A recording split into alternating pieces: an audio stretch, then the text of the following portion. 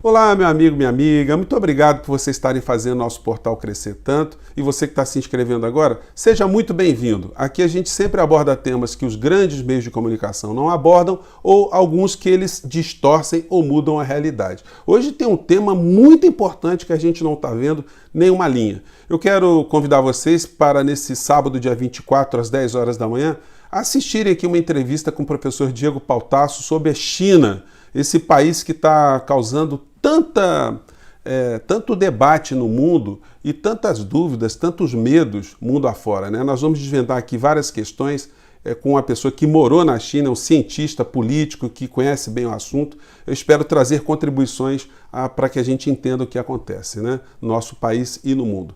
Bom, e ontem na live do presidente da República, que continua a ser cada vez mais um espetáculo de horrores, né? Ele confessou que ele tem consciência que pessoas podem demandar o governo, a União, e até resvalar na figura dele, por conta de situações envolvendo a Covid no nosso país. E o que está em debate hoje, gente, por incrível que pareça, se vocês observarem, não é mais um debate entre direita e esquerda, entre o Brasil e o vírus, Brasil versus o vírus. E nesse embate, o Bolsonaro está ao lado do vírus, porque ao invés dele ajudar a nação a compreender o que está acontecendo, ele lutar para que a gente pacifique a nação, para que a gente cuide da nossa saúde, ele funciona cada dia trazendo um elemento novo de distorção da realidade, mentindo, alterando fatos, enfim. Muitas dessas situações que ele faz é por profunda ignorância, mas uma pessoa que é ignorante e está comandando alguma coisa deveria ter mais responsabilidade e se cercar de pessoas minimamente informadas, né? Então o Bolsonaro, colocando mais uma dose de medo na população, ele veio com essa mentira aqui. Vamos lá. Assim, enquanto eu for presidente da República, não vai ser dessa forma. Isso é democracia, é liberdade. Ninguém vai obrigar ninguém a tomar vacina. E quem não tomar, tá? Se ele se contaminar, que vier a falecer um dia, a responsabilidade é dele. Agora, forçar o cara a tomar vacina, tá? Ele pode morrer por outras coisas, mas ter, né, um advogado, achar que houve relação de causa e efeito com a vacina, processar o Estado. Pô, então ele parte de ideias absolutamente falsas. Ele coloca o medo na população no sentido que, do jeito que as coisas estão sendo apresentadas, né, segundo ele, alguém poderia ir na sua casa te dar uma injeção ou te injetar alguma coisa, ou te obrigar a beber alguma coisa, te vacinar à força.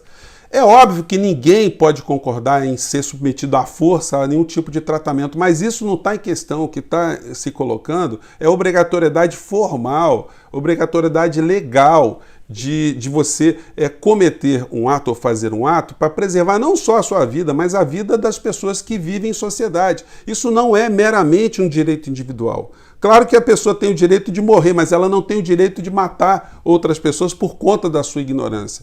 E o Bolsonaro, ele desinforma a população e ele diz, ao final, né, que as pessoas que forem vacinadas à força, coisa que não vai acontecer, podem demandar contra o Estado. Eu já disse a vocês, se alguém perdeu algum parente, alguém sofreu uma lesão muito séria por conta das faltas de ações, ou a irresponsabilidade, ou os atos que o governo federal comandou que acarretou o resultado morte, isso tudo pode ser judicializado, sim, as pessoas poderão ter direito a uma indenização, sim, e essa indenização vai ter que ser cobrada do responsável principal, no caso, o presidente da República. Ele é uma pessoa que tem uma ignorância sobre muitos assuntos, mas isso eu tenho certeza, se alguém avisá-lo, que ele vai ter mais prudência para lidar com essa situação, né? Se tem uma coisa positiva para a gente lidar no meio dessa história, é que faltam 799 dias para a gente se ver livre dessa criatura e das pessoas que ele trouxe para o governo. Isso tudo está servindo como um grande ambiente de reflexão nosso para que a gente nunca mais permita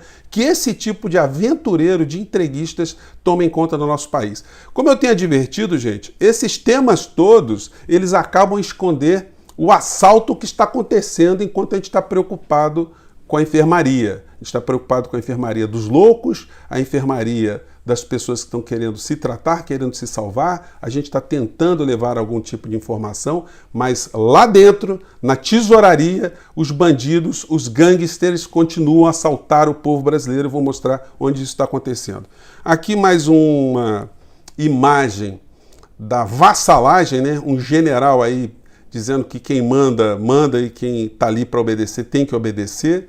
Enfim, já foi o tempo que você tinha militares no nosso país que tinham algum tipo de preocupação mais elevada com a sua reputação, né? Essa situação de vassalagem que faz parte de outras tantas vassalagens que estão acontecendo no nosso país, né? Ontem o Bolsonaro também esteve lá com Ernesto Araújo, lá no Itamaraty, no Instituto Rio Branco. Ele nem sabia onde é que ele estava, o que significavam aquelas pessoas ali, qual era a importância que tem um diplomata brasileiro. E o Ernesto Araújo deu um show de loucuras que eu comentei no nosso último vídeo. Assista o nosso último vídeo, onde ele disse que é um poeta diplomata, enfim, que o Brasil é um país pária, mas que o Brasil seja um pária com muita honra, muita determinação, mais ou menos assim, né?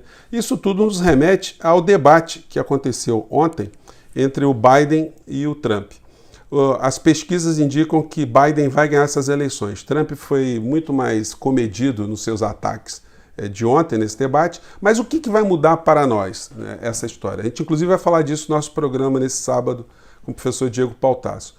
A priori, o que dá para a gente interpretar é que, por mais que mude o governo dos Estados Unidos, os interesses geopolíticos dos Estados Unidos continuarão os mesmos. Os contratos, as relações, a exploração que ele faz enquanto nação em relação a outros países irá continuar e aqui não será diferente. Mas para nós tem um significado muito importante, que é o afastamento desse combustível, ou a neutralização desse combustível da ignorância que contamina essas pessoas que estão no governo brasileiro hoje. Que não são vassalos do governo norte-americano, mas são vassalos de Donald Trump. Em algumas situações a gente vai ter dificuldades, mas ideologicamente, pelo menos, esse pessoal terá um esvaziamento muito grande. Eles não terão mais essa referência fora do nosso país. E aí outros assuntos também que merecem o nosso comentário de hoje, o assunto diz respeito às eleições. O Bolsonaro continua com seu dedo podre.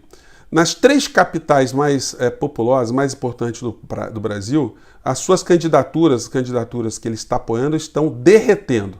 A principal delas, ou a mais identificada, seria a do Crivella. Crivella tem utilizado essa imagem aqui nos seus programas eleitorais e não está dando muito certo, não.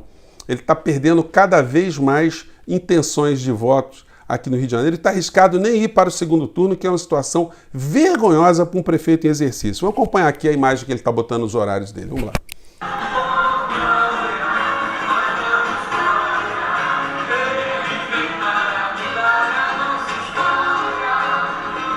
Essa foi aquela cerimônia que o Bretas estava também fazendo a dancinha do senhor ali, né, que muita gente está dizendo que é a dancinha do cramunhão. E o Celso Russomano lá em São Paulo também, a candidatura dele está derretendo. E em Belo Horizonte, a candidatura que Bolsonaro apoia não passa dos 4%. É o Calil, que é um prefeito do PSD, que teve uma postura totalmente diferente em relação à pandemia de Bolsonaro e seus seguidores, está conseguindo do povo de Belo Horizonte uma aprovação absurda e deve ter uma vantagem ainda maior do que os 60% que as pesquisas estão dedicando a ele agora, né? Então, gente, nem tudo está perdido. A gente tem que continuar cada vez mais trabalhando, levando os debates e alertando as pessoas do que está por trás de muitas das histórias que são apresentadas pelos meios de comunicação. Ontem, o Paulo Guedes, numa cerimônia, ele deixou escapar, porque os grandes meios de comunicação não estão trabalhando essa questão, de um assalto que está em curso. Me refiro à entrega do Banco Central ao setor privado de uma forma definitiva, sob a alcunha de que estaríamos causando uma autonomia do Banco Central. O Banco Central hoje, praticamente, que é o banco dos bancos, o banco que disciplina a relação do setor privado, que não deixa eles assaltarem ainda mais o povo brasileiro, que regula os depósitos no Banco Central, o que movimenta a economia do nosso país, que ajuda a organizar a economia do nosso país, isso tudo já está em grande parte na mão do setor financeiro privado. E Paulo Guedes, na penumbra da noite, está tentando passar junto ao Congresso Nacional sem debate nenhum no nosso país, porque nós estamos aqui preocupados com o doido que ocupa a presidência da República, o irresponsável, o criminoso e seus apoiadores, enquanto na parte de trás, lá na tesouraria, o Brasil continua a ser assaltado sorrateiramente. Vamos acompanhar a fala aqui, o ato falho de Guedes? Vamos lá. A eleição também, há uma agenda que está prosperando lá no Congresso, que você também sempre apoiou. Ontem quase foi aprovado o Banco Central Independente. Isso é uma coisa de 40 anos, é uma meta brasileira de 40 anos. A preservação do poder de compra da moeda brasileira, a preservação dos salários, o valor aquisitivo dos salários, o valor aquisitivo das aposentadorias. Vocês acreditam de fato que o Paulo Guedes está preocupado com o valor de salário, o valor de aposentadoria? Aí, gente, é o golpe de misericórdia que o sistema financeiro brasileiro, o sistema voltado ao interesse público, sofrerá. Nós vamos ter muitas dificuldades de fazer com que haja um resgate, mas talvez, quem sabe, um plebiscito revogatório de todas essas entregas que estão acontecendo por esse governo antipatriótico, antinacional, antipovo. Pois bem, isso tudo pode ser revertido mais à frente, mas vai depender muito do nível de mobilização aqui no nosso país. Eu comentei com vocês, e hoje os meios de comunicação estão dando algum destaque, desse episódio envolvendo uma prefeita lá na Bolívia. Deixa eu botar aqui para vocês. Aqui. Eu vou colocar o vídeo também na descrição desse vídeo nosso aqui, e que alguns dias após o ocorrido, né, eles estão fazendo aqui homenagem também a prefeita aliada de Evo Morales, pelo fato dela ter sido humilhada, ter sido torturada, ter sido perseguida politicamente e ter se sagrado vencedora na eleição ao Senado lá na Bolívia. E a apuração oficial na Bolívia, gente, mostra que houve uma vitória avassaladora do Arce, muito além do que se estava prevendo. O que mostra que todo o golpe que foi gestado lá na Bolívia era falso. Não havia razões, não havia votação suficiente para impedir que o grupo de Evo Morales permanecesse no poder na Bolívia. Enfim, eles vão ter muitas lutas lá, a gente tem que ficar observando o que vai acontecer na Bolívia a partir desse processo eleitoral.